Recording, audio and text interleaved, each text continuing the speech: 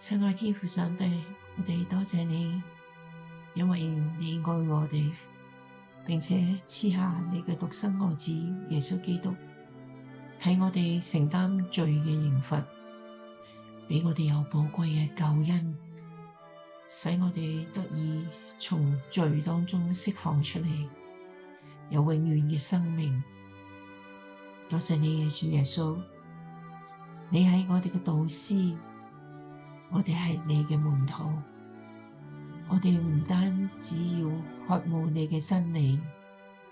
並且要遵守你嘅教導，